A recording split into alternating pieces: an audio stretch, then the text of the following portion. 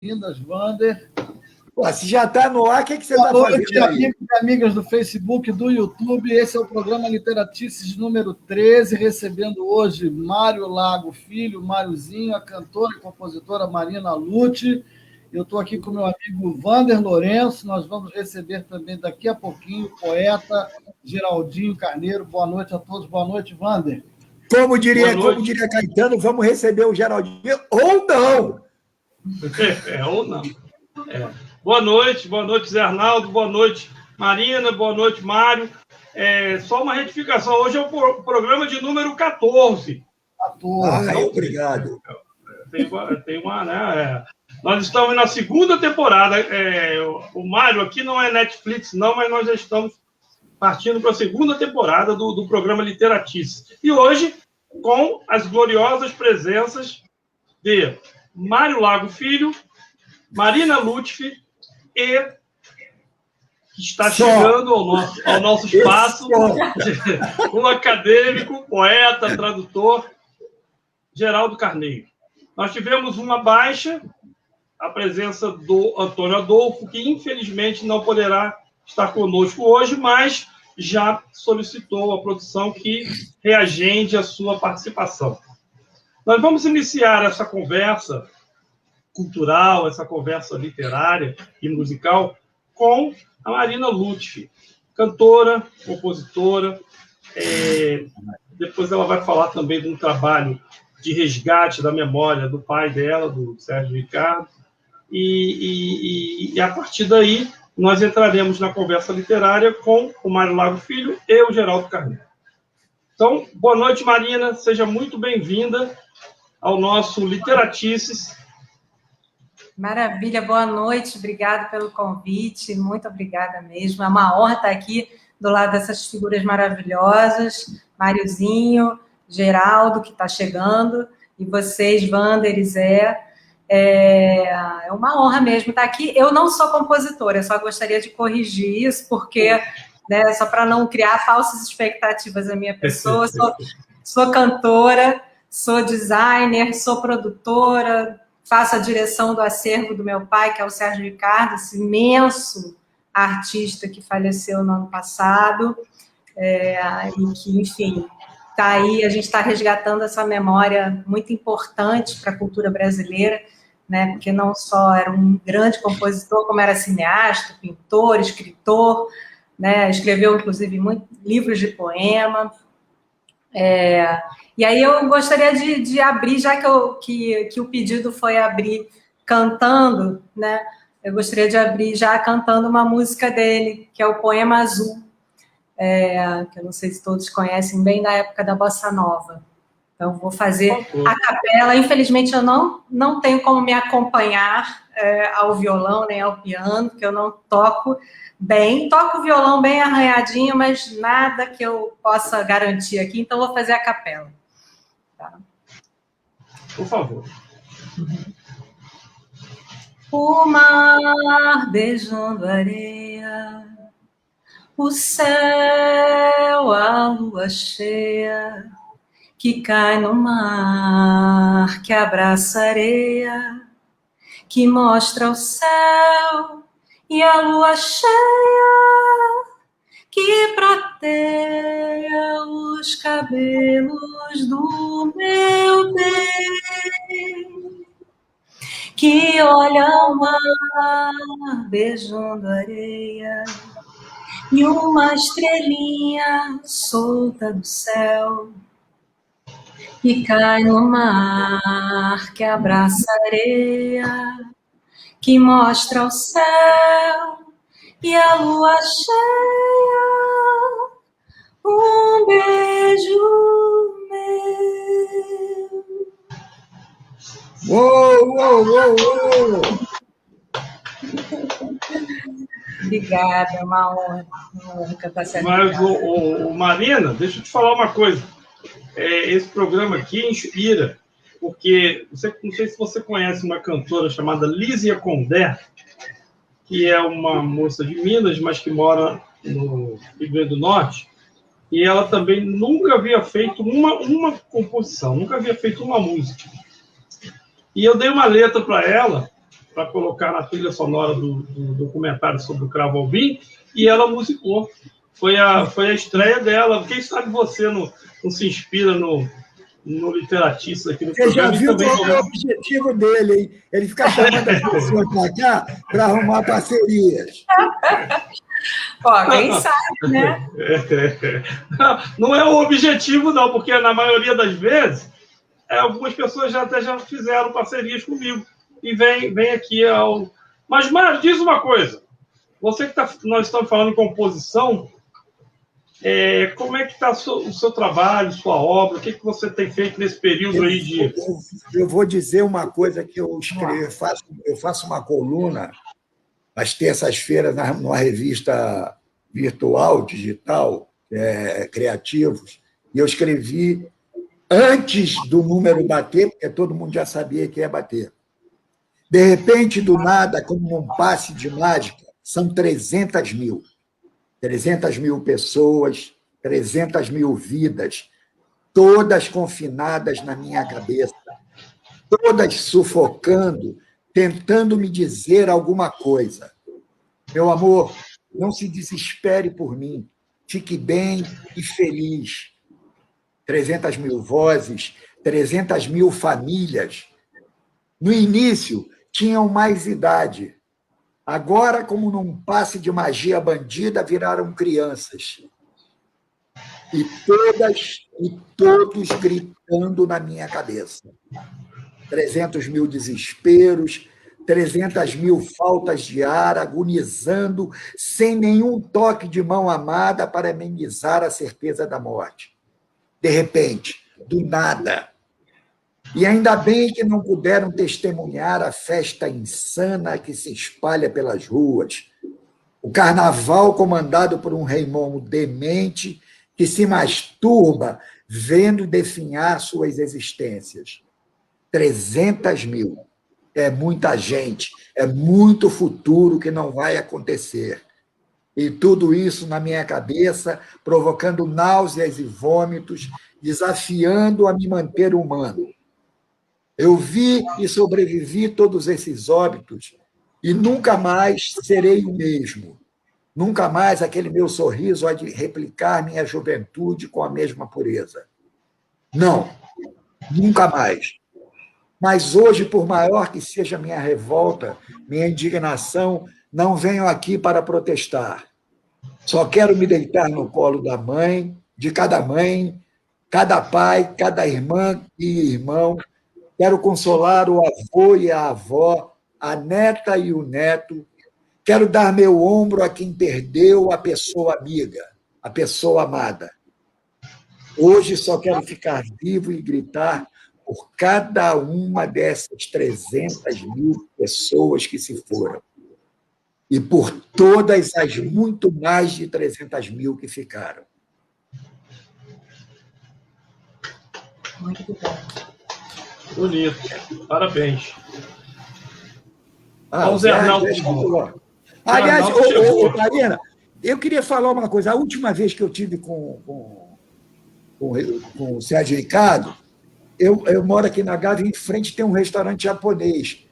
Eu fui na janela ver alguma coisa, eu olhei, ele estava na mesa ali fora, eu comecei a cantar alto aqui em cima. Ê, mundo velho, eita, mundo sem porteira. Ele de lá, aí eu desci, conversamos um pouco. Que maravilha, nossa, essa música é linda, né? Maravilhosa. Sou apaixonado. Que bom, que bom. Eu lembro dele ter um carinho enorme por você, pelo seu pai. Eu lembro bem disso. Assim. Eu queria fazer uma pergunta, acho que serve para os dois. Vocês dois são filhos de pessoas que têm uma enorme retumbância na história da cultura brasileira e os dois muito ligados à militância política. A herança que vocês têm é também essa herança de militância? Eu ouvi esse poema indignado do Máriozinho agora e me lembrei da participação sempre muito, muito cortante, muito ácida do Mário Lago, como também do Sérgio Ricardo. Qual é a importância dessa herança que os dois têm? Pode começar pela Marina e depois o Máriozinho fala, por favor. Para mim é uma importância imensa de posicionamento de vida, né? Porque é um exemplo, sempre foi um exemplo de coerência, inclusive, tão grande, meu pai, porque ele era um ativista cultural, além de ser muito politizado e muito, né, assim, consciente da realidade brasileira, e a gente vê isso na arte dele plenamente, né, nas letras, nos filmes, né? Nos quadros que ele pintava, né, nos textos que ele escrevia, que era uma coisa assim, pulsante realmente e quase que uma necessidade extrema de estar vivendo no mundo e sendo ativo e de voz ativa, né? Então, assim, para a gente, isso foi um exemplo de formação de, sei lá, de caráter, assim. Eu não sou uma pessoa tão ativa, digamos assim, tão ativista como ele era, mas eu estou plenamente de acordo e eu sou uma pessoa que luta pela cultura também, né? Que acho que era a grande luta dele também era do papel da cultura como identidade, né? Como ser o lugar da identidade brasileira também, né? Então, isso para mim é uma coisa muito cara, assim, eu tenho isso como uma luta também, né? Acho que, inclusive, preservar a memória dele é um pouco preservar o patrimônio cultural brasileiro, né? Assim, então, para mim foi muito importante essa formação dele, esse exemplo dele, né? É claro que meu posicionamento político é muito parecido e é praticamente o mesmo que o dele, então eu sinto isso assim muito forte. Agora, dentro do meu trabalho, claro que eu tento escolher as músicas pensando no sentido das letras, não necessariamente em viés político, mas pode ter viés político. Acho importante esse momento que a gente está vivendo, inclusive, ter bastante. Eu acho que a gente tem voz se a gente tem voz para as pessoas ouvirem, né, o que a gente está falando, o que a gente está cantando, eu acho muito fundamental a gente falar sobre política, né? A gente cantar coisas que façam as pessoas abrirem as mentes, observarem o semelhante, observarem o próximo e verem a própria realidade. Então, eu acredito nessa força da voz do artista, né, como formador de opinião e enfim. Então eu tenho o exemplo dele como muito forte para mim. Né? Certo. Fala, Mariozinho. Papai tem uma coisinha pequenininha que era uma canção que ele acabou fazendo com várias versões diferentes a melodia, mas a letra, basicamente, é o que diz tudo nisso, que é para fazer um céu com pouco a gente faz, basta uma estrela e nada mais. Para ter nas mãos o mundo, basta uma ilusão, um grão de areia é o mundo em nossa mão. Sonhar é dar à vida nova cor, dar gosto bom às lágrimas de dor. O sol pode apagar, o mar perder a voz, mas nunca morre um sonho bom dentro de nós. Papai, até pela formação dele, ele era um ativista e boêmio, assim como o Sérgio também. Sérgio veio da década de 50, 40, 50, então ele tocava na madrugada. Papai veio da década de 20, 30. Eles foram acostumados com uma formação artística que levava obrigatoriamente à boemia. E era um ativista político. No meu caso, eu tinha pelos dois lados, porque meu avô era do Comitê Central do Partido Comunista. E um detalhe que fique claro, papai era comunista, seguia todas as regras do Partido Comunista, mas nunca foi filiado ao Partido Comunista. Ele dizia, eu não sou do partido, eu sou o partido. Uhum.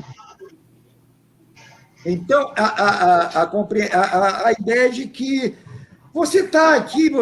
Olha, eu estou tão irritado ultimamente que, às vezes, eu fico um pouco de dificuldade para falar. Eu vejo tanta pessoa falando, tanta ignorância, se apossando a verdade e todo mundo acreditando.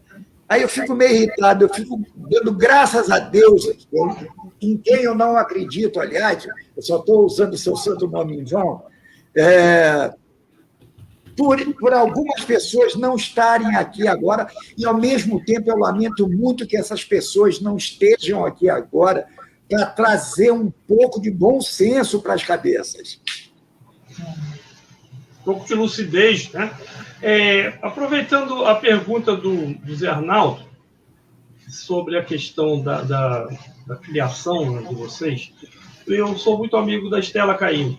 E uma vez nós estávamos ali pelo Baixo Leblon, conversando, e eu briguei com ela. Eu falei, quando é que vai sair o seu CD? Aí ela falou assim para mim, Wander, você acha que é fácil ser filha de Nana Caymmi? É a mesma coisa com vocês também, a expectativa sobre o trabalho de vocês. Ao mesmo tempo que pode abrir portas, também, como é que vocês lidam com isso, com essa perspectiva da expectativa, na verdade, não perspectiva, da expectativa sobre o que há de virá desses descendentes de pessoas tão brilhantes, tão maravilhosas. Né? Marina, fala. E como deu problema para você? Deu ruim para você? Então, para mim não. Para mim, na verdade, sempre foi uma bênção ser filha do meu pai, assim, porque ele sempre incentivou muito a gente a se expressar, ou seja, a cantar. Agora, claro que tem uma situação aqui para mim que é um pouco diferente, que é o seguinte, eu sou filha mulher, né? Eu acho que a Estela deve estar falando isso também, porque é isso. É mulher, né? A mãe que é cantora, e aí parece que a voz parece que tem que ser quase que a mesma. Às vezes tem umas coisas meio assim, né? No meu caso, eu nunca vou ser igual ao meu pai, né? E eu canto músicas do meu pai, meu repertório tem muita música do meu pai, mas tem também música de outras pessoas. Né? Eu estou lançando agora meu primeiro disco, aliás, é uma ótima oportunidade para falar isso, que eu ainda não devo lançar por volta de maio, vai estar nas plataformas, já estou terminando mesmo, mas é o primeiro disco, você vê, eu na verdade demorei para lançar o primeiro disco, porque eu nunca fui assim, tipo, eu sou cantora, e é isso. Eu sou tanta coisa, eu faço design, eu estou formada em design, trabalho com produção, dirijo o acervo, quero fazer filme, eu tenho um pouco essas mesmas inquietações artísticas que o papai também sempre teve, né? E assim como meus irmãos, que acho que esse gene aí do multi-artista meio que passou para a gente, assim como está passando para todo mundo. Todo mundo hoje é um monte de coisa, né? Ninguém mais é uma coisa só. E como artista, inclusive, né? Acho que todo mundo faz um monte de coisa.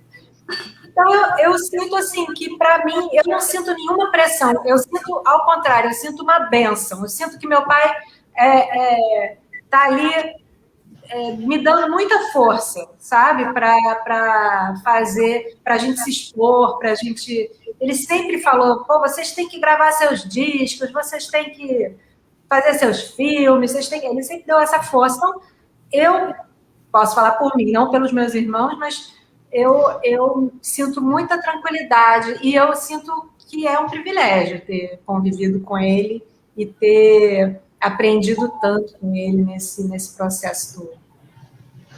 Não, eu vou dizer uma coisa para você. Primeiro que nunca, lá em casa nunca teve esse negócio, tem que ser e tal, as pessoas ficarem preocupadas. Nunca teve isso. Lá em casa foi sempre levado na maior. E por coincidência, a minha irmã ela escreve muito bem, mas ela não sei por que ela não insiste em escrever, porque ela escreve muito, muito bem. Mas o problema dela é eu sou faço bons sambas às vezes, eu escrevo, aliás, eu vou lançar também o primeiro CD agora, não eu cantando. Quem me conhece cantando sabe que, pelo amor de Deus, eu não canto, eu só fiz as músicas. Vai ser lançado agora em abril, que eu faço 65 anos. Mas eu nunca tive... Pelo contrário, eu aproveitava o fato de ser filho do Mário Lago, eu entrava em tudo que é peça, show, tudo que estava com lotação esgotada, eu chegava lá assim, olha, eu sou o Mário Lago filho. Aí me botavam para dentro. Papai ficava puto da vida. Era uma maravilha ser filho do Mário Lago. Ainda mais que eu cresci na época que ele estava no auge na televisão. Ele estava... Pois é.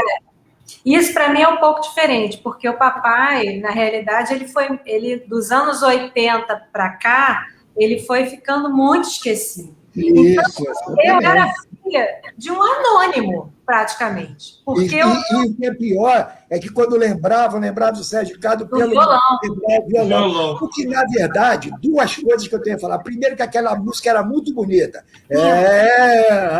Beto bom. Atenção, Beto bom. Furacão, verdade, no placar é grande. Eu adorava aquele samba.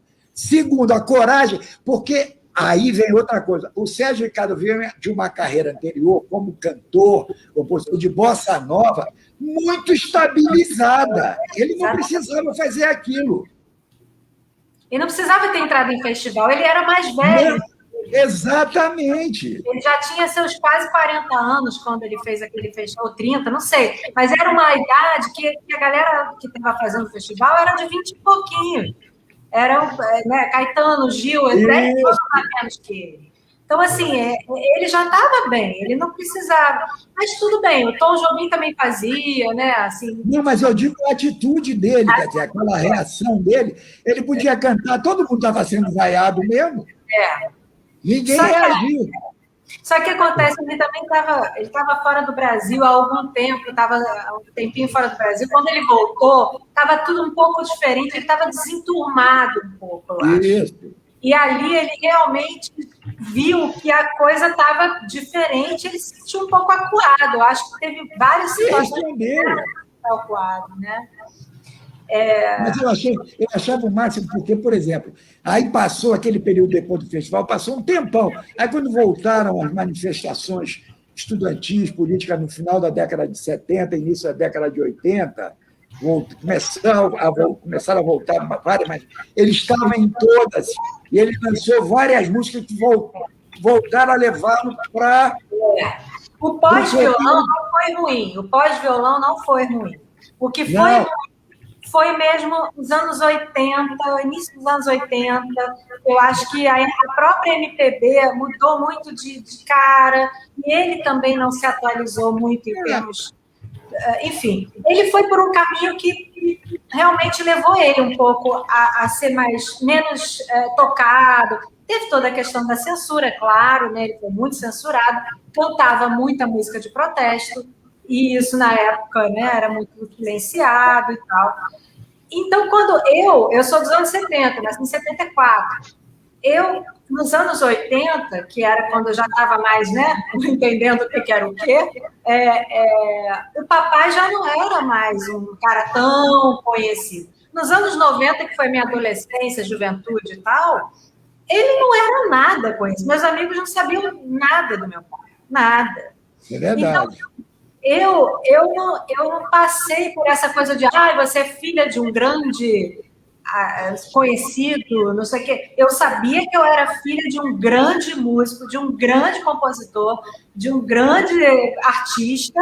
Cantor, porque cantava, tinha uma voz maravilhosa. Maravilhosa, um super cantor, um cara que já fez cinema, mas aí a coisa do cinema, por exemplo, do meu pai, o último filme dele foi em 1974, quando eu nasci, que foi A Noite do Espantalho, foi até um filmaço. E depois disso, não tinha mais cinema. Então, até os anos 2000, início dos anos 2000, eu nunca tinha visto um filme do meu pai.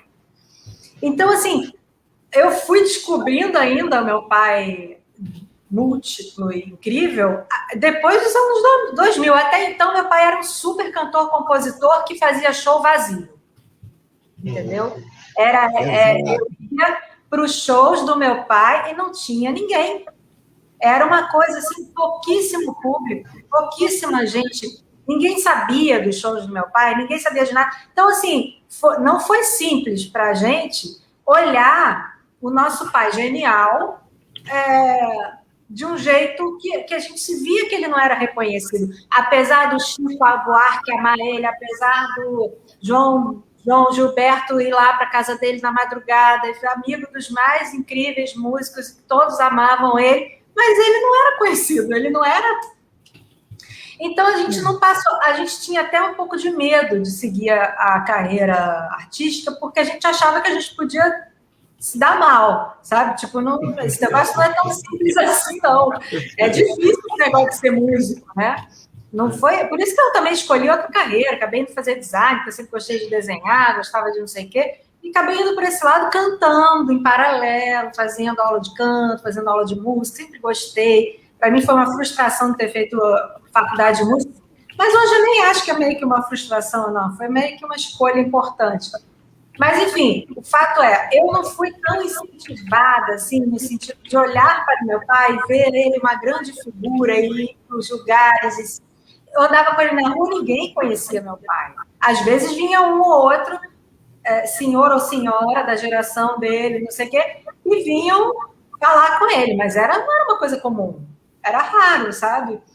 Enfim, então, tudo isso para dizer que, né, a gente aproveitou muito ele, como o gênio que ele era e tudo que ele passou para a gente de conhecimento musical, porque ele formou a gente musicalmente. Ele formou a gente, porque era um tal de tá desafinado, isso aqui, olha essa nota, era uma coisa que assim, a gente aprendeu a cantar música difícil, porque meu pai só faz música difícil, né? Então a gente criou uma habilidade de ouvido, de afinação, de saber onde está errado, se está certo, que é uma coisa impressionante. Ele formou muito bem a gente. Mas é isso. Tá certo. Aí, ao contrário, aí, por exemplo, depois que o papai teve um infarto, ele tinha que caminhar 2 vezes por dia e eu ia caminhar com ele. Era um saco porque a gente não conseguia caminhar. Eu falava, porra, gente, com licença que ele tem que andar. Parava. Aí eu fiquei mal falado durante muito tempo, porque eu era o grosseiro da parada. Eu falei, depois na volta. Para ficar esperando que a gente na volta... E as histórias, hein, Máriozinho? As histórias, você falou aí dos anos 30, de Noel Rosa, aquela turma da Lapa, você convivia com essas conversas, com essas memórias? Ouvindo dele. Se você dissesse que eu convivia com essas pessoas, eu ia agradecer. Eu disse que você convivia com essas... Não, eu disse que você convivia com essas conversas, com essa memória. Não, olha só, por exemplo, na década de 60, lá em casa sempre foi, lá em casa não tinha a porta, não trancava a porta lá de casa, qualquer um entrava, qualquer hora. E eu convivi antes de voltar à década de 30, na década de 60, eu com 9, 10 anos de idade, iam lá para casa de madrugada conversar, Lúcio Alves, Dolores Duran, Conjunto Farroupilha, Calbi Peixoto, sabe, aparecia lá em casa de madrugada, mas aí ficava bate-papo até não sei que horas, eu achando aquilo tudo um saco, porque não me deixava dormir. Na década de 30, papai foi um problema para a família dele, porque vovô era maestro e tinha uma vida muito difícil, muito difícil. Vovó era filha de imigrante italiano, então tinha uma vida... E não queriam que papai... entrasse, eles queriam que o papai fosse advogado, ele se formou em direito.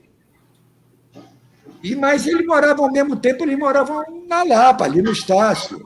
O papai via tudo aquilo andando, aquilo ali, aquele mosquito picou o papai quando ele tinha 10, 11 anos de idade.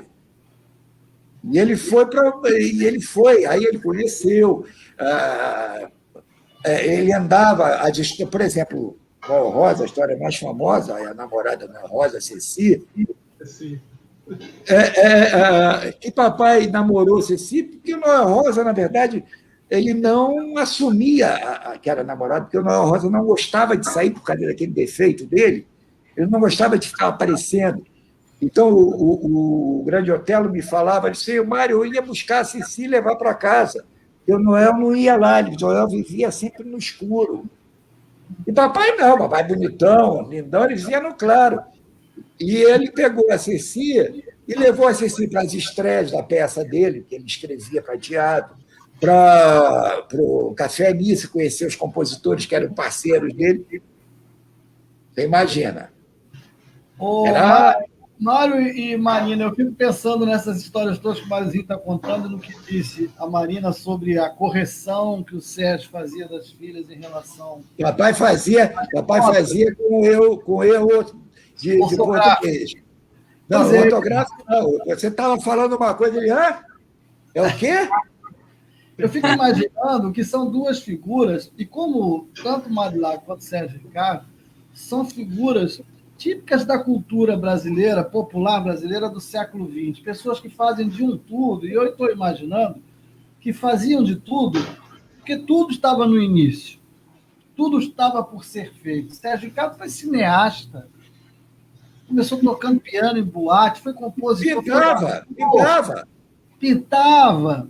Mário Lago, da mesma forma, quer dizer, a minha geração conheceu o Mário Lago na televisão, fazendo vários papéis, fazendo um nazista lá no Direito de Nazismo, Gengue de Agadir, não é? Era um personagem horroroso, todo mundo odiava ele, mas depois ele se redimiu com o Alberico, que era um personagem... Não, ele falava que... De fazer tanta coisa, e vocês... Ele falava que era importante,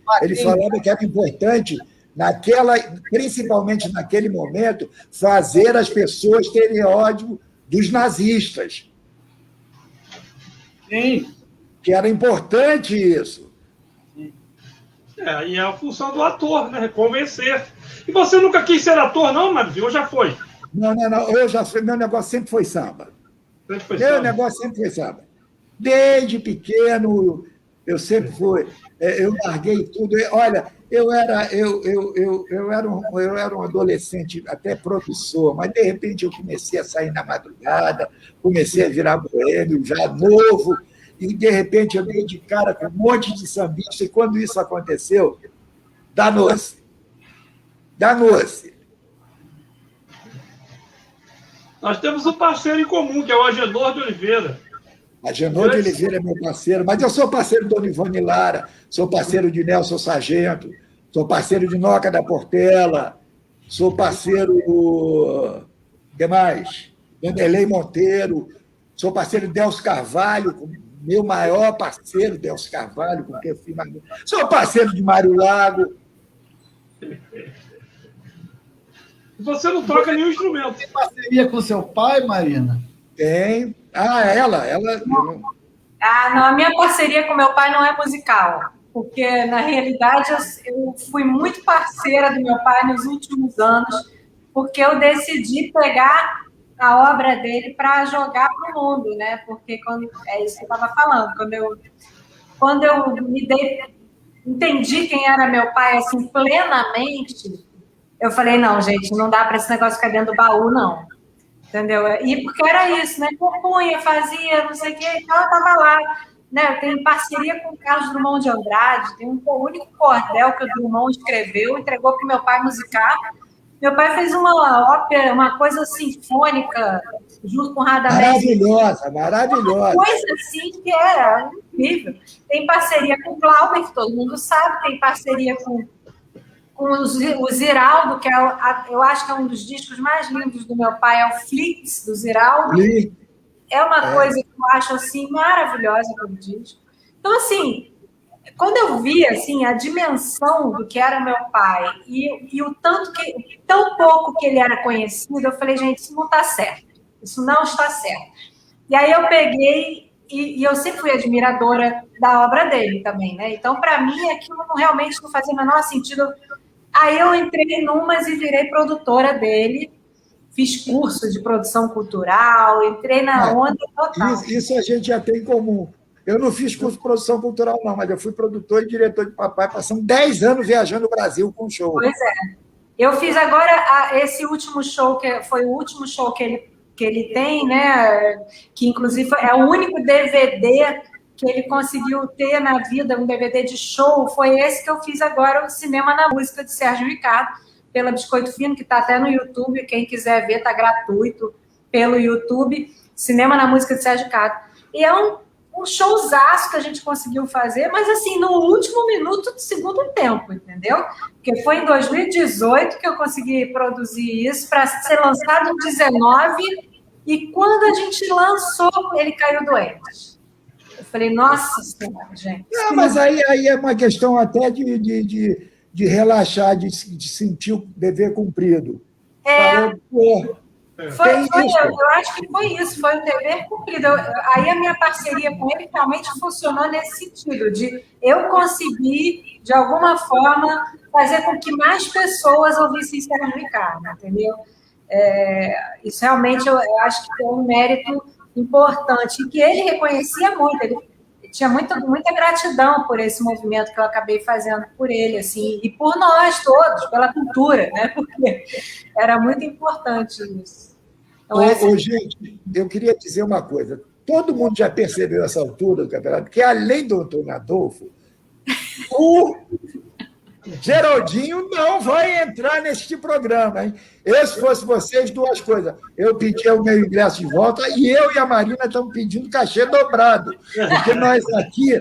Vocês merecem. Vou ler aqui a mensagem do Geraldinho, que é muito bonita.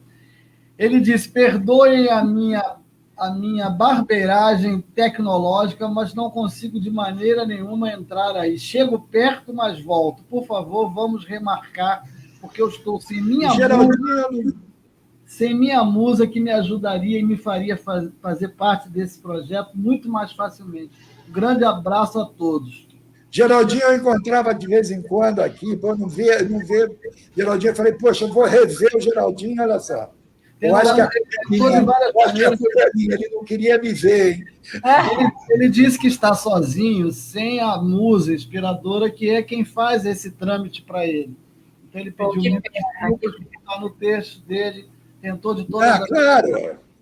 Tá certo. Acontece, a gente já está com essa coisa de live meio que se habituando a essa questão do acesso, isso acaba virando meio que, digo normal, mas acontece com uma certa recorrência. Eu posso pedir para o Wander cantar uma música, porque ele está... Eu vou passar o seu pedido para a Marina, porque eu não sou cantor. Cantor aqui é o Zé Arnaldo e a Marina. Você disse para mim que eu vou cantar uma música, então você vai cantar também. Mas vamos passar para a Marina. Meu querido, mas você disse que eu vou cantar, você vai cantar também. Sim, mas é porque o meu pedido foi que você cantasse uma música uma música de seu pai. É um pedido dos seus convidados, por favor. Eu infelizmente, não tenho esse dom. Eu vou te dizer uma coisa. Eu não sou músico, eu não toco nenhum instrumento, inclusive eu perco várias parcerias. Ela não toca nenhum instrumento, eu não toco nenhum instrumento. Pois é. Ela canta, eu não canto, você disse que eu vou cantar e você não vai cantar. Olha que feio, hein? Eu não sou da música. Zé, propriamente, não é me justificar, mas deixa eu te dar um parecer. Eu sou o sujeito da literatura. Mas aconteceu, por um acaso, de eu ter alguns parceiros que musicaram alguns poemas meus. Mas quando eles invertem o processo e mandam a música para mim, eu não consigo fazer. Eu perdi parcerias assim com grandes porque eu não consigo. Essa desculpa farrapada é pior do que minha avó morreu. Você deve conhecer minha avó morreu. Você deve conhecer um sambista que mora em Amsterdã, se chama Rogério Bicudo. Eu tive com ele. Semana passada o nosso programa foi com ele. Ele é um violonista. Ele mandou uma música linda para mim. Falou, bota essa letra aí. Eu não consegui. Eu falei, não tem jeito, eu não tenho... Semana passada... Aliás, eu não sei quantas pessoas estão aí nos vendo, mas todo sábado, 3 horas da tarde, no YouTube, canal Mário Lago Filho, a gente faz um programa falando de botequins, falando de música, falando dessa vida desgraçada. Essa semana nós vamos falar de 2 botequins. Adelina Escadinha, são botequins lá um de Botafogo e um da Tijuca. Vamos ter o Black, esqueci o nome das pessoas, eu não decorei a lição de casa. E dia 4 eu vou começar uma série de programas no Instagram para comemorar o meu aniversário e o lançamento do meu CD no final do mês. Vou começar todo domingo no Instagram, vou fazer um programa de 40 minutos chamado Mário Lago, Histórias e Músicas, que é lembrando mais ou menos o que a gente fazia no show. Vou contar como algumas músicas foram feitas, vou falar depois. E no dia 27, que é o meu aniversário, vou reunir um porrão de parceiro no YouTube para comemorar meu aniversário. Pronto, fiz mais. Cansei. Manda uma cerveja dessa para cá, Vânia. Marina, como só sobrou você. Agora, uma curiosidade. O título dos CDs de vocês não disseram. Olha, eu decidi recentemente, porque eu estava numa dúvida danada, mas eu decidi recentemente que o meu vai se chamar Outra Dimensão, que é o nome de uma música que tem no disco, do Júlio Daim, que é um compositor carioca também, filho do Renato Rocha, inclusive, que é parceiro do Geraldo Azevedo e tal. O Júlio é um excelente compositor também, assim como o Renato. E a gente é amigo, eu peguei 2 músicas dele para cantar. Então, o meu é Outra Dimensão. Outra Dimensão. E pode dar uma palhinha de alguma canção desse CD? Então, tem assim, essa Outra Dimensão eu posso tentar fazer aqui. Tomara que eu não me esqueça de nenhuma parte da letra, né? Deixa eu ver aqui uma. Se o infinito é nosso cais, eu já não posso mais ficar restrito aos apitos e sinais de trânsito. Se o universo ao alcance jaz, eu não descanso em paz, enquanto houver leis outras que as de Einstein e Newton me limitando. O astronauta, quando está no chão, sente vertigem e aflição. Deseja estar a anos-luz dali, subir, subir, subir. O astronauta, quando está no chão, sente vertigem e aflição. Deseja estar a anos-luz dali, subir, subir, subir. Quer entrar noutra dimensão. Quer entrar noutra dimensão.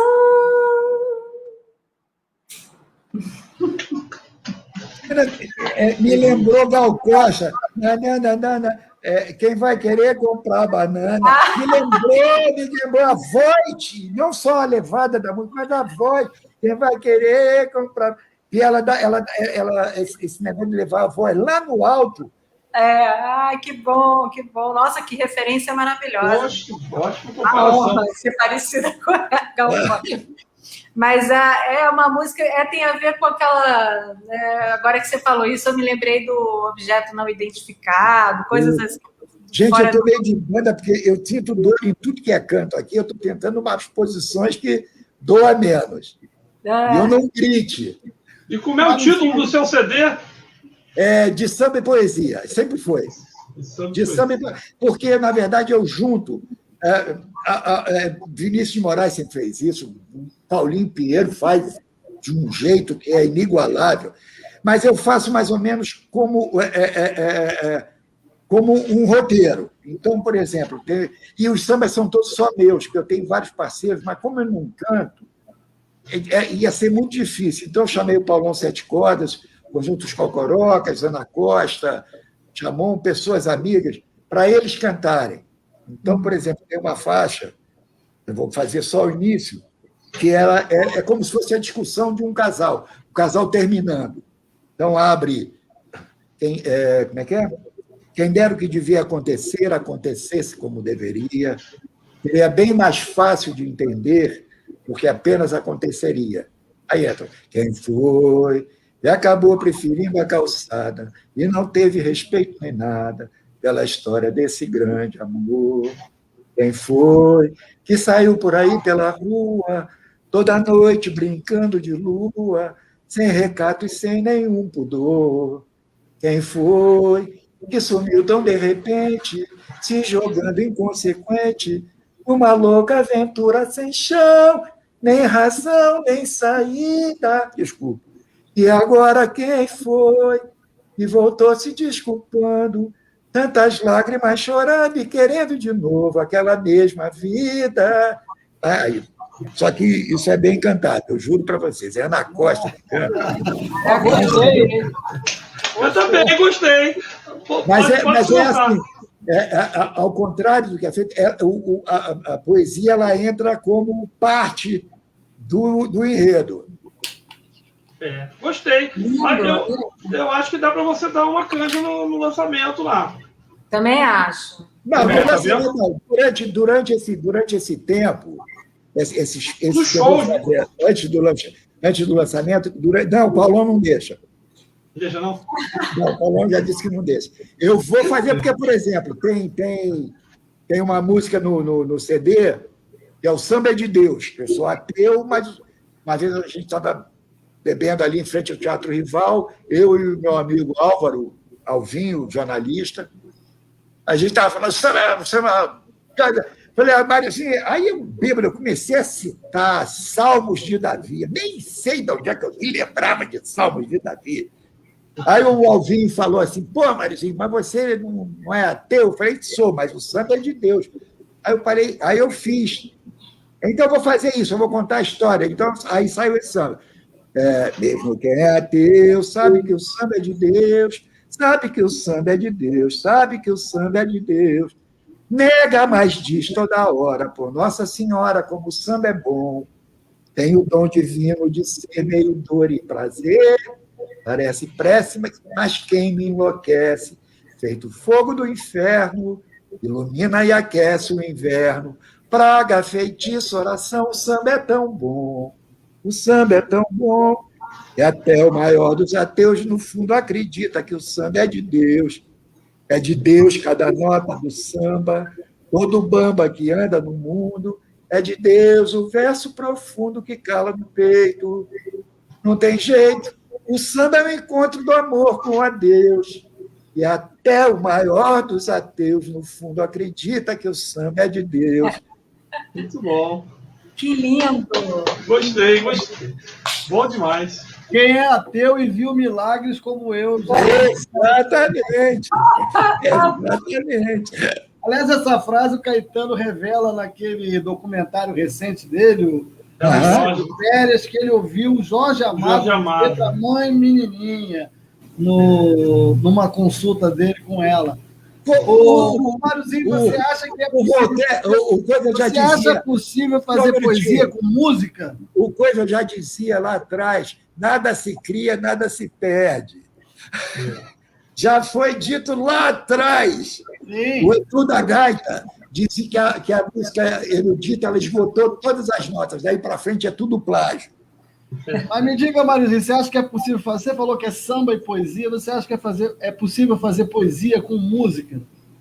Claro! Ué, o que é uma letra? O que é uma letra? O cara vem assim, bate outra vez com esperanças no meu coração. Isso não é uma poesia? Claro que é. Isso se deixasse sem música e ele publicasse, já vai terminando o verão de Vias Frias, ainda é cedo, amor. Presta atenção, o mundo é um moinho, vai triturar teus sonhos tão mesquinhos para reduzir as ilusões da porta. Eu só me dei amor. Presta atenção, querido, em cada morto herdarás só os sinistros, quando notares estás à beira do abismo. Porque se ele publicasse isso como texto só, Ia ganhar a vaga do Geraldinho Carneiro na Academia Brasileira de Letra.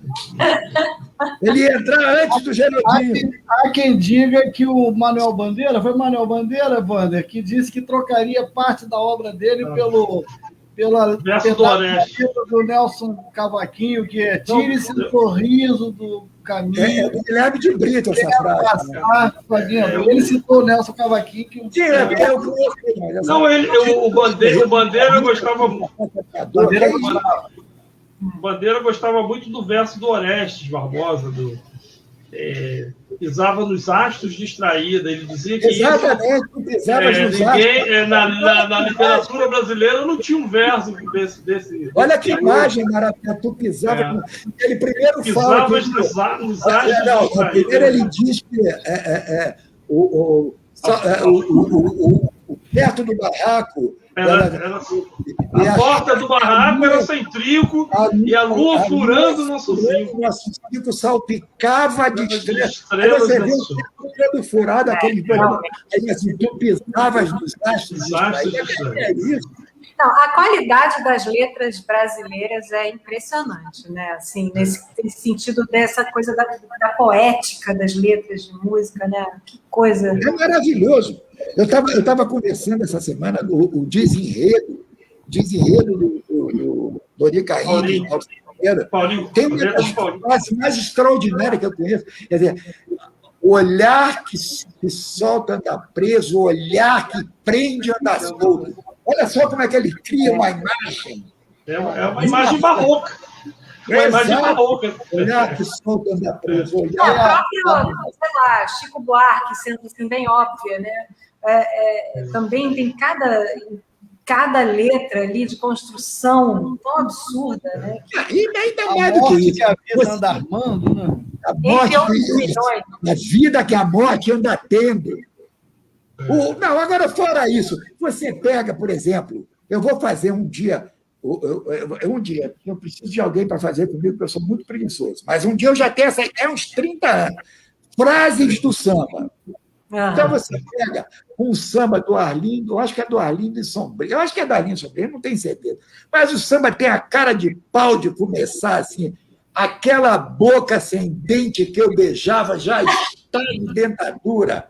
Aquela roupa velha que você usava, hoje é pano de chão. Isso é genial! Isso é Gelcido Cavaco. Gelcido Cavaco, que, por sinal, é meu parceiro. Outra que eu fico maluco, por exemplo, você pega a Honda. Honda, todo mundo fala, Paulinho Vandolini, cenas de sangue num bar. Eu acho que a frase mais genial dessa música, quando diz assim, porém com perfeita paciência. Porque essa música ela é meio coisa de psicopata, né? A mulher sai atrás do cara para. Então, quando ela diz, porém com perfeita paciência é o símbolo maior da psicopatia. Não é só a paciência, é a perfeita paciência. Configura o dolo, né? Configura o dolo.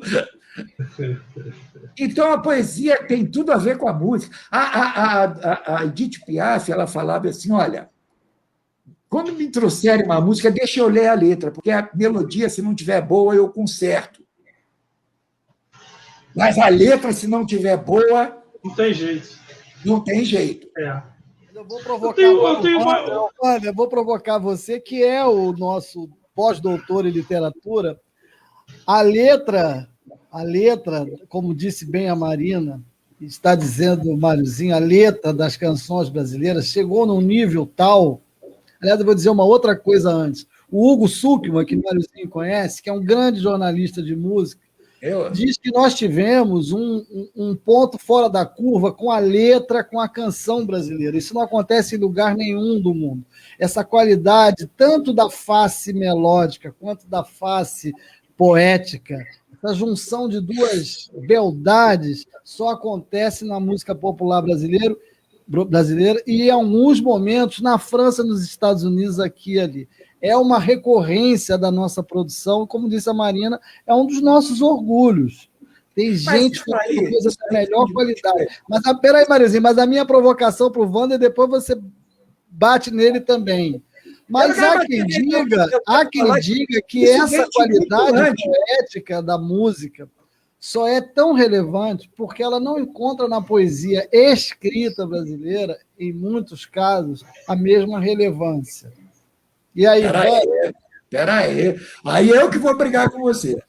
Não, eu estou repetindo o que eu ouvi aqui. É para botar fogo, lenha na fogueira. Esse debate vai ser eterno, porque eu fui professor durante 30 anos, né?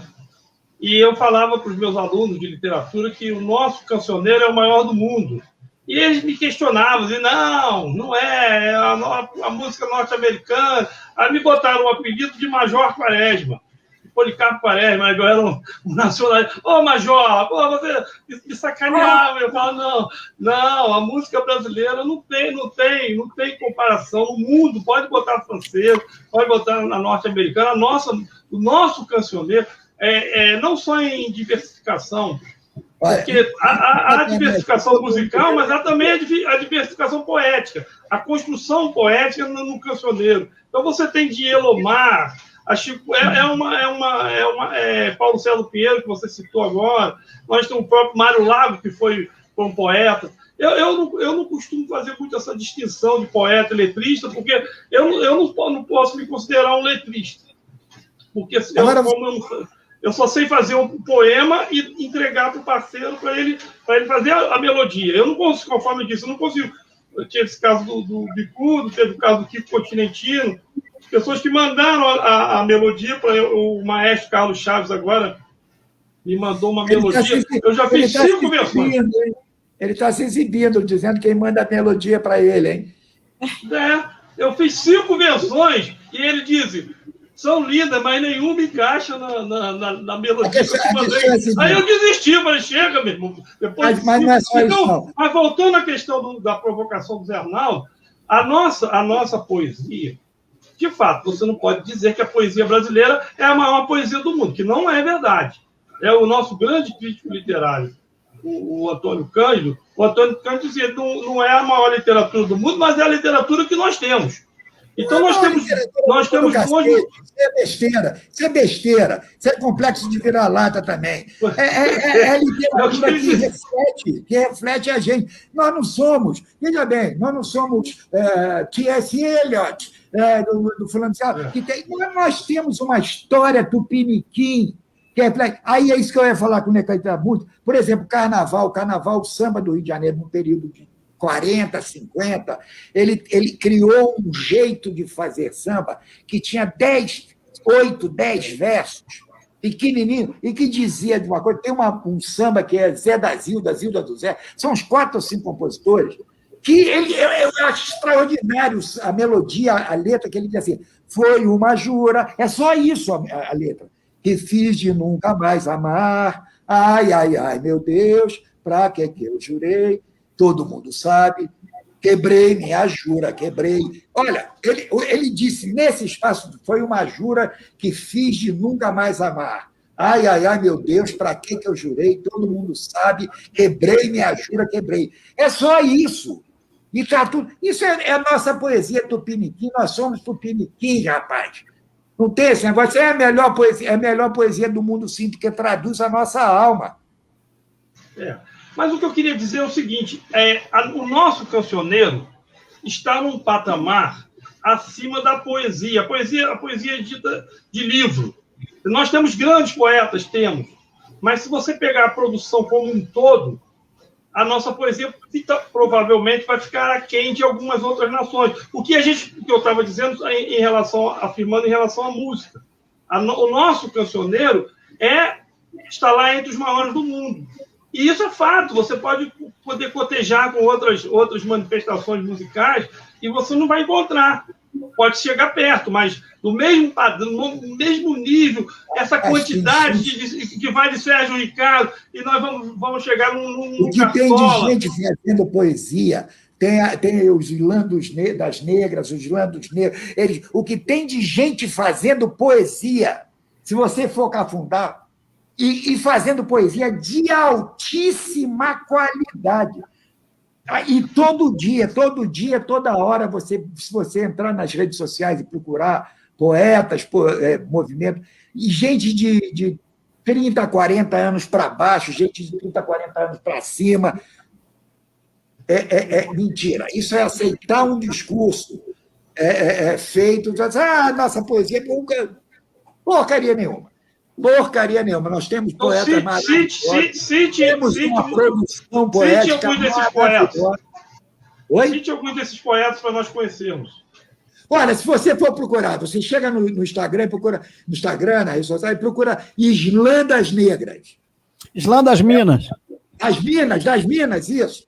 Eu conversei com elas num outro programa. Elas são maravilhosas. Elas são maravilhosas. É o seguinte, eu sou uma porcaria porque eu não guardo. Eu comecei a fazer abrir um arquivo aqui, aí eu parei, que eu de vez em quando na internet começo a procurar poetas brasileiros e vou baixando tudo. Aí chega uma hora que... Você diz poetas contemporâneos. Eu vou lá no YouTube, vou lá no Instagram, no Facebook. Rapaz, tem uma quantidade. Tem Tom Grito, por exemplo, amigo meu de 40 anos, 40 não, porque ele é muito mais novo que eu, mas a gente bebê na Lapa e tal, está fazendo cada poesia extraordinária. Aí, do outro lado, você tem Conceição Evaristo, já uma senhora fazendo... Olha, você tem... Ih, cara, eu esqueci de descer o lixo. Puta que pariu. Desculpa. É o doce de banana ou não? Não, doce lixo. De banana? Eu esqueci de descer o lixo. O caminhão está passando aqui agora. Pensei que fosse o doce de banana. Mas a poesia brasileira, voltando à poesia, a poesia brasileira tem também sua relevância. Eu não estou renegando a poesia brasileira. Um espólio literário, você tem um Carlos Drummond de Andrade, você tem um João Cabral de Melo Neto, você tem... É que você está analisando a poesia, a nossa poesia, com cabeça de crítico dos Estados Unidos, da Europa. Não, a nossa poesia é nossa. Ela é diferente da outra poesia, ela fala de um povo diferente, de um poeta diferente.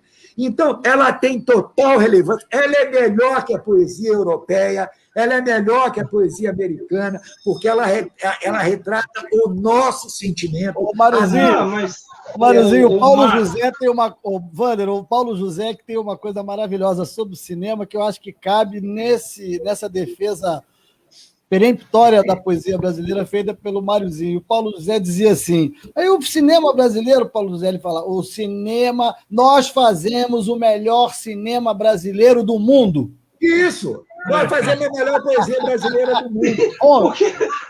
Porque esse parâmetro... Nós fazemos a melhor poesia brasileira do mundo. Esse parâmetro cabe para qualquer nação. Aí nós não estamos avaliando o verdadeiro teor dessa coisa. Se eu usar esse paradigma... Como é que você vai comparar Baudelaire com Patativa do Assaré? Só para rimar. A geração do Geraldinho é que tem um poema assim, ó. Ninguém me ama, ninguém me quer, ninguém me chama de Baudelaire. Mayakovsky falava lá, e são geniais. Agora, o Patativa da Assaré fala da nossa vida aqui. Sim. Mas que eu acho que é uma... Mariozinho, dá licença, eu acho que é uma crise na poesia escrita mundial, tanto que em 2017, quem ganhou o Nobel de Literatura foi o Bob Dylan. Foi um músico, Mas não é só na poesia, não.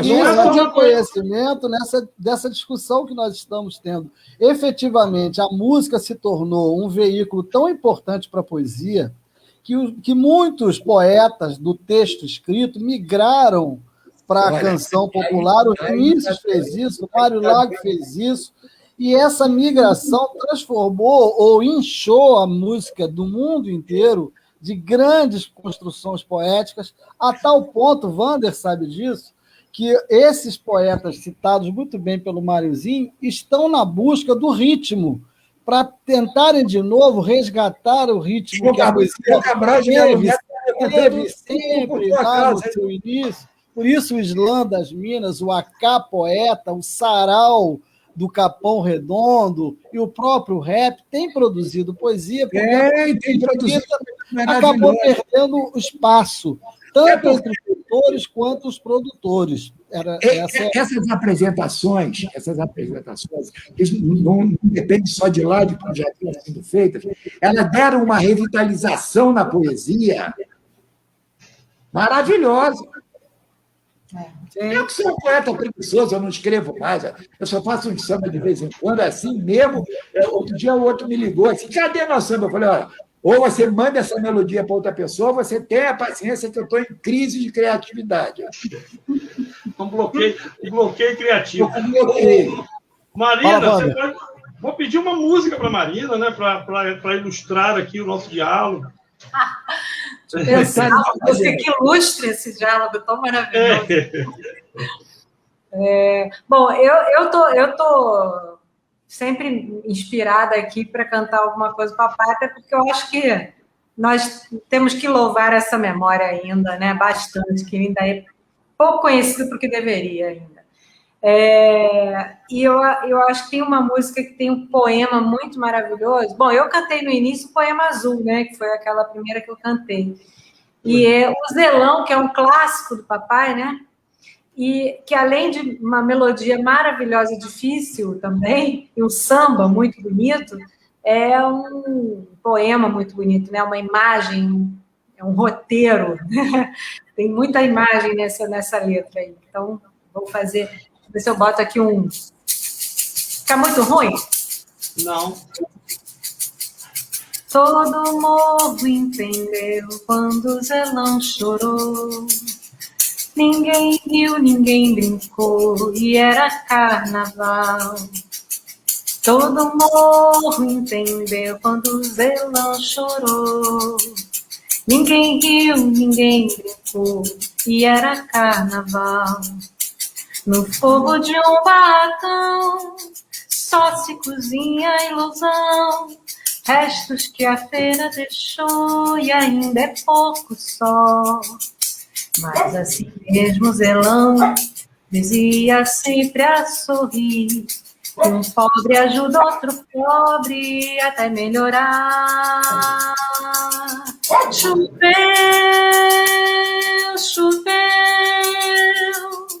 a chuva jogou seu barraco no chão. Nem foi possível salvar o violão que acompanhou morro abaixo a canção. Que é fogo das coisas todas que a chuva levou, pedaços tristes do seu coração. Todo morro entendeu quando o Zelão chorou. Ninguém riu, ninguém brincou, e era carnaval. Todo morro entendeu quando o Zelão chorou. Ninguém riu, ninguém brincou, e era carnaval.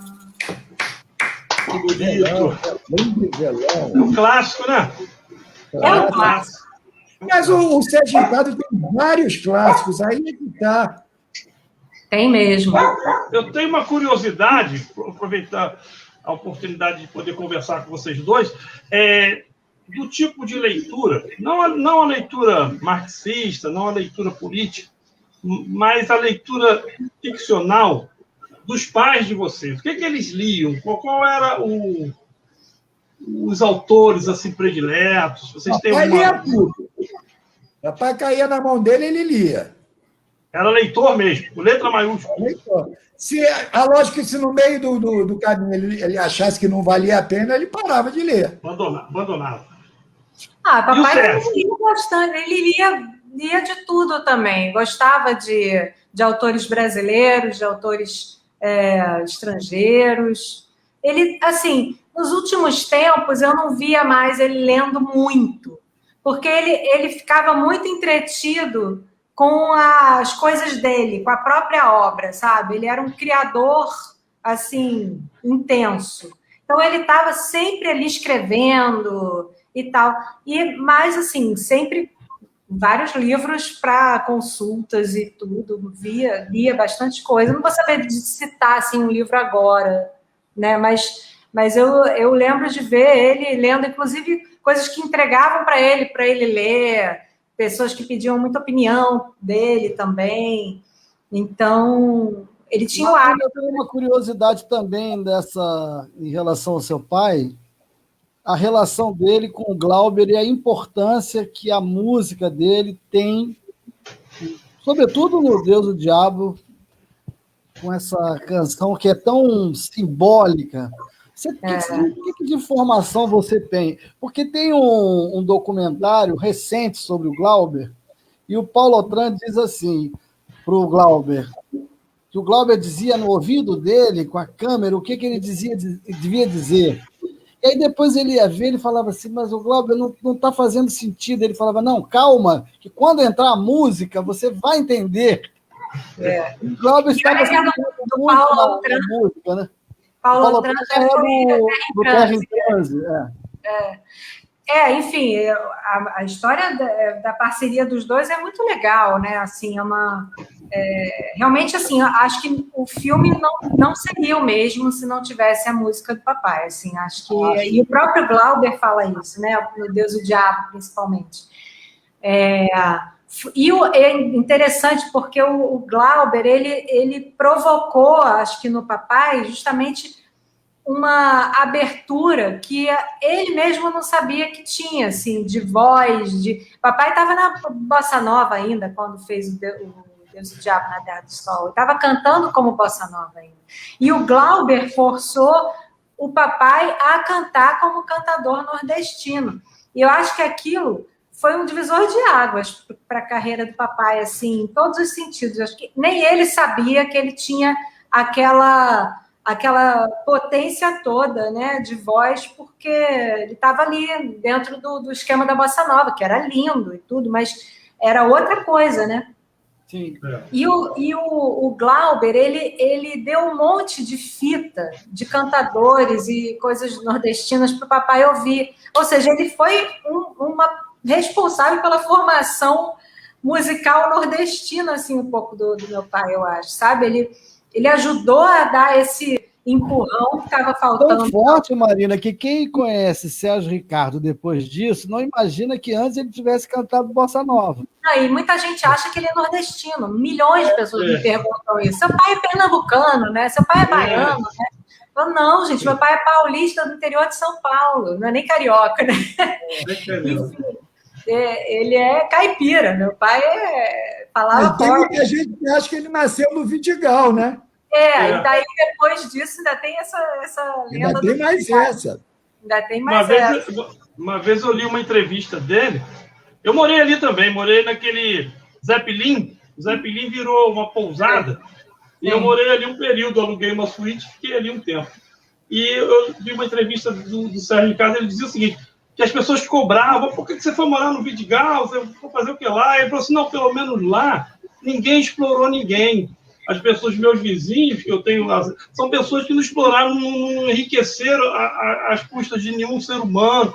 E achei bonito ele dizer isso, né? Porque, de fato, né? Eu me lembro do choque que foi na época que ele mudou para a década de 70, não foi isso? Sim, foi final dos anos 70, Foi um choque, sabe, entrevistando. E ele fez aquele, no Vidigal tem uma turminha. Isso, Belíssimo samba. Ele participou ele foi para o Vidigal porque ele queria fazer um laboratório porque ele estava a fim de fazer um filme com a história do Zelão, né? Então ele quis se aproximar da favela, quis morar. Então ele conseguiu um barraco, ele comprou um barraco e foi morar no Vidigal, num barraco maravilhoso, com uma vista incrível, tipo, né, assim, daquelas panorâmicas. Então, ele ficou um tempo, só que nesse exato período em que ele foi morar lá, foi o período em que tentaram remover o Vidigal, foi no final dos anos 70. E ele participou ativamente da luta para que não se removesse a favela. Então, ele foi até o Sobral Pinto, ele foi um dos articuladores para que a coisa não acontecesse. Né? E foi uma a cara do Vidigal naquela época. Exato. E aí ele ficou, assim, ele realmente encontrou ali o que ele sei lá, é como se ele tivesse voltado a Marília, que ele é de Marília, né, do interior de São Paulo.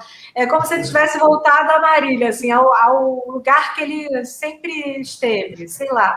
Ele se identificou tanto com o Vidigal e com o estilo de vida, né, disso mesmo, um pobre ajuda outro pobre até melhorar, sabe? Enfim, sem essa coisa de ficar na competição, é um ajudando o outro, aquilo foi realmente mudou muito a visão do papai sobre o mundo, sobre as coisas, e ele ficou muito tempo lá. Ele voltou para a Urca um certo momento, depois voltou de novo, mas sempre esteve no Vidigal, acabou comprando aquele apartamento ali na estrada do Tambá, que hoje é João Goulart, né? Presidente João Goulart, que é aqueles prédios que vários artistas moraram também, né? Macalé, Gal Costa, Betânia, várias pessoas moraram nesses prédios ali. E ele ficou lá até o último ano da vida dele, né? Morando lá. Ele virou um personagem do Vidigal, né? Muito Vou botar o Máriozinho de novo nessa conversa. O Máriozinho não pode ficar calado muito tempo, não. Porque dói a costa. Agora, mudando de... Você falou antes aqui em off que o programa tem que ter no máximo 1h30, senão fica chato. Não, é opinião minha, eu acho.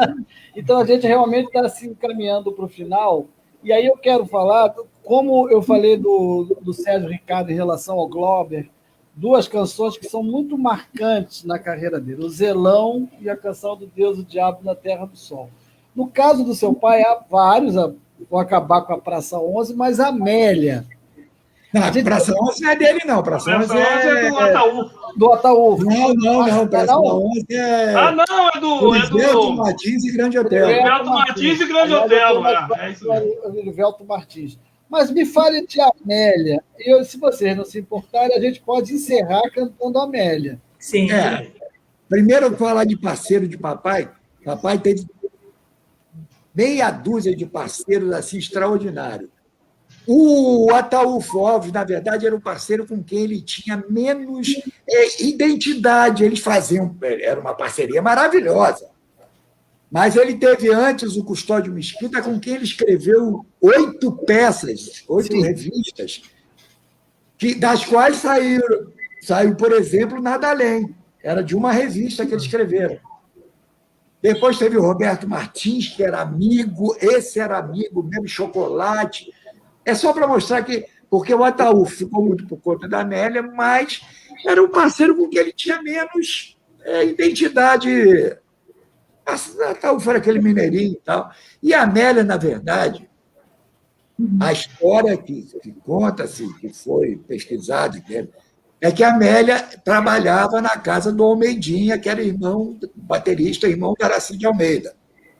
E a Amélia foi embora, arrumou um emprego melhor, e o Almeidinha ficava lamentando: meu Deus do céu, o que eu vou fazer sem a Amélia? A Amélia que era, lavava, passava, cozinhava. Aí eles viraram assim: poxa, estudar samba. E fizeram. Aí tem uma discussão até hoje, por questão da letra, se o Ataúfo mexeu na letra, se não mexeu. Isso não importa. Eu acho que não importa, porque os dois não estão aqui para esclarecer isso. A que ficou conhecido foi aquilo. Ninguém quis gravar a Amélia. Detalhe, ninguém quis gravar a Amélia. Orlando Silva, Moreira da Silva, Jorge Veiga, Ciro Monteiro, ninguém quis gravar. Um chegou a dizer que aquilo não era samba de carnaval, era marcha fúnebre. Aí falou: compadre, vai lá e grava você, ué. Faz como você faz aí. Aí tem uma grande história em volta disso, que aí é muito longa. E o maior detalhe é que é o seguinte: ficou com a pecha, por causa do movimento feminista da década de 1960, de que era música machista. Não tem nada a ver com machismo. Primeiro, que é uma música composta em 1941, que é uma outra realidade. Segundo, é que a mulher, ela na verdade, a Amélia, de quem ele fala, porque ele está reclamando, é da mulher que não faz porcaria nenhuma, só quer tomar o dinheiro. Ele está falando da Amélia. A Amélia era um exemplo de solidariedade da senhora. Aí as pessoas falam, e quando passava fome ao meu lado e achava bonito não ter o que comer. Porra, quem escreve não pode ter uma licença poética para criar uma imagem. E quando me via contrariado, dizia, meu filho, que se há de fazer? Ora, que se há de fazer? Vai ficar aí chorando? Pô, vamos embora, vamos para frente. Tanto que, na década de 1990, um congresso, 90, ou 2000 e pouco já, o Congresso das Mulheres em Salvador, adotou a Amélia como música tema do congresso. Feito isso, como dizia papai, ele tinha 3 mulheres na vida dele, Zeli, que é minha mãe, Amélia e Aurora. A primeira era a vida de família, e as outras 2 sustentavam a família. Então vamos cantar? Vou puxar. Quer cantar a Amélia pra gente, não? Eu canto, eu não sou que nem você, não. Covarde!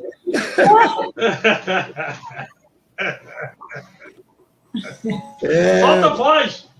Primeiro, quem tem que lembrar é outra coisa. Quando a Amélia foi gravada, ela tinha outra coisa. Não dá para cantar até o violão aí. Isso não dá para fazer. Isso tem que ler. Nunca vi fazer tanta exigência, nem fazer o que você me faz. Quem vai contar comigo? Você, ué. Você não sabe o que é consciência.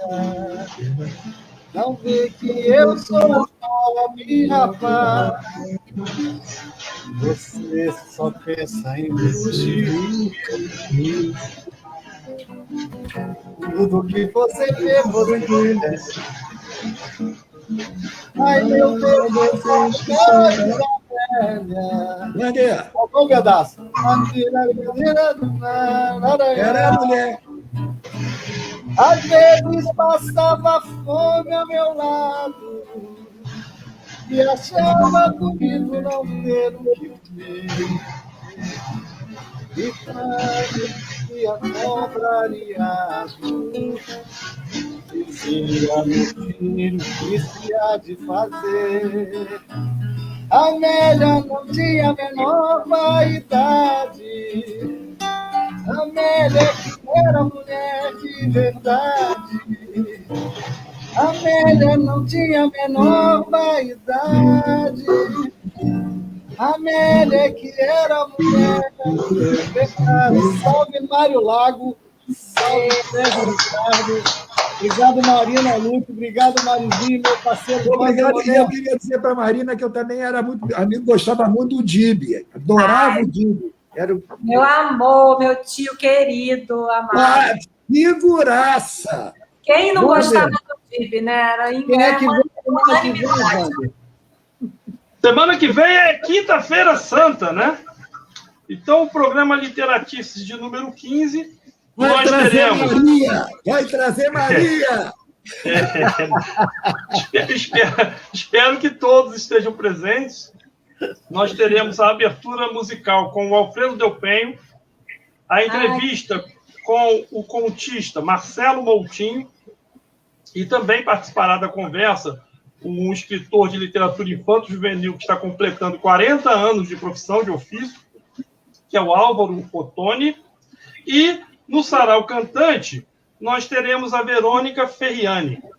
Então, na quinta-feira que vem, Quinta-feira Santa, estas são as atrações do nosso Literatices. Eu queria agradecer a presença do Mário Lago Filho, o Máriozinho, e da Marina Luft, e dizer que o trabalho de vocês é muito bonito, esse trabalho de preservação de um patrimônio cultural brasileiro na figura de Mário Lago e de Sérgio Ricardo.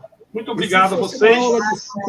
E se fosse uma aula de sintática aqui, nós diríamos que nós temos um sujeito ausente, que é o Antônio Adolfo, e um sujeito oculto, que é o Geraldinho Carneiro.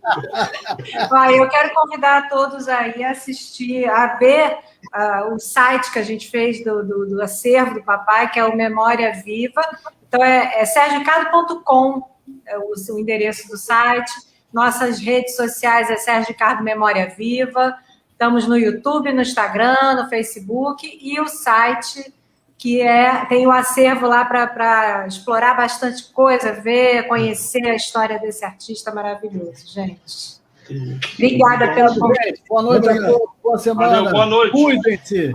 Adorei. Um grande abraço. Beijo.